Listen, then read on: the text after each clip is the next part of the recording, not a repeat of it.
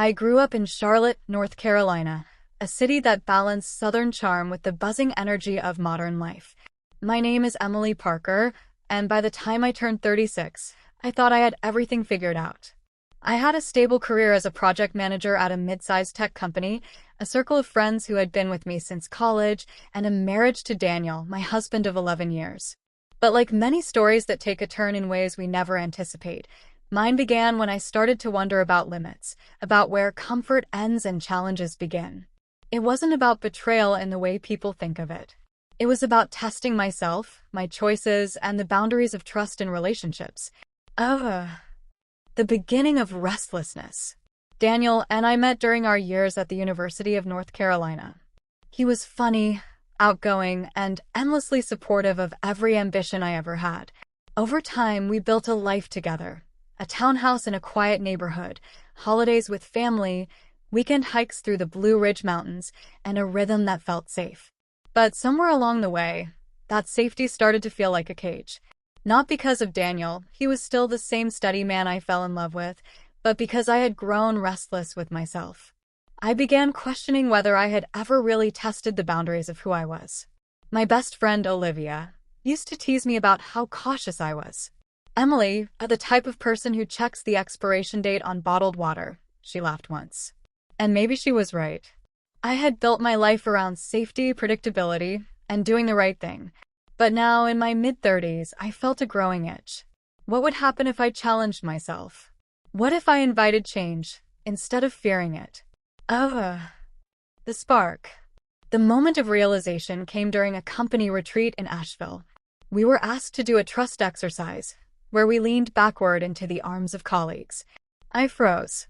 My arms stiffened, my body resisted, and I almost refused to do it. Everyone laughed it off, but the moment stayed with me. Why couldn't I let go? Why couldn't I trust? That night, sitting in the lodge's lobby, sipping on chamomile tea while others clinked glasses of wine, I thought, I need to test myself. The invitation. A month later, I decided to take a step that would redefine how I saw myself. Instead of pulling away from challenges, I chose to invite them into my life. That was my way of testing my limits. It started small. I invited Olivia to go skydiving with me. The very idea made my heart pound, but when the day came and I jumped from that plane, something inside me shifted. I screamed, I cried, I laughed, all at once. For the first time in years, I felt alive. Then I invited challenges in other ways. I signed up for a public speaking workshop, even though my voice shook at the thought of standing in front of strangers. I volunteered at a community center, tutoring kids from tough backgrounds, something far outside my comfort zone. I invited 2 coworkers, people I didn't know well, to dinner, breaking my habit of keeping my circle small and safe. Each invitation was a test. Each time, I confronted fear, discomfort, and vulnerability. The strain on my marriage. Daniel noticed the changes. "You're different lately," he said one evening as I prepared a presentation for my workshop. "More restless."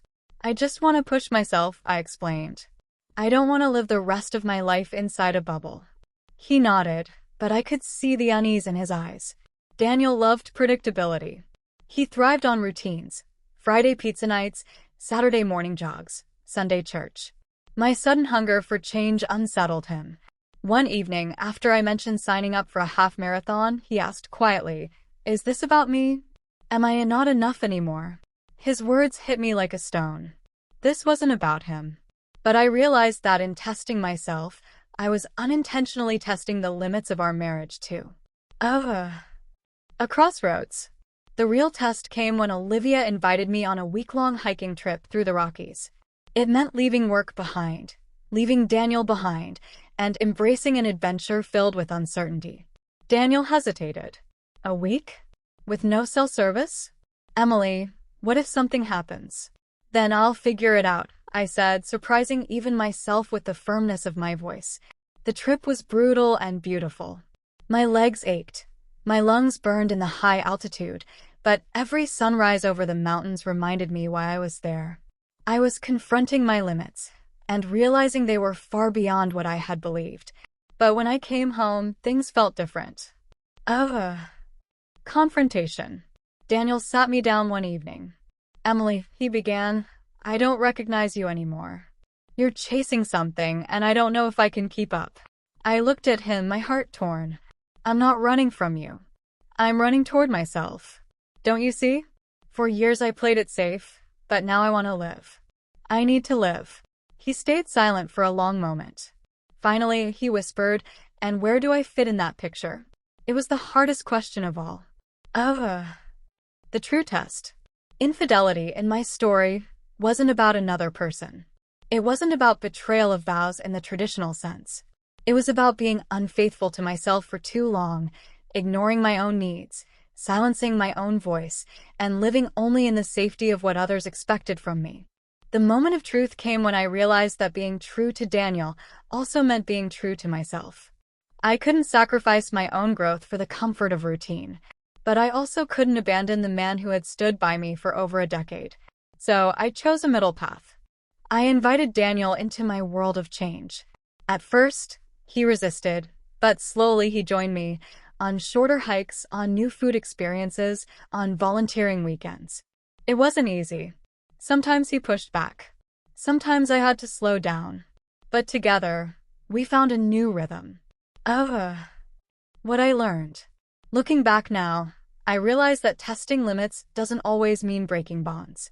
Sometimes it means stretching them, reshaping them, and strengthening them. I thought I had to choose between safety and adventure, between love and freedom.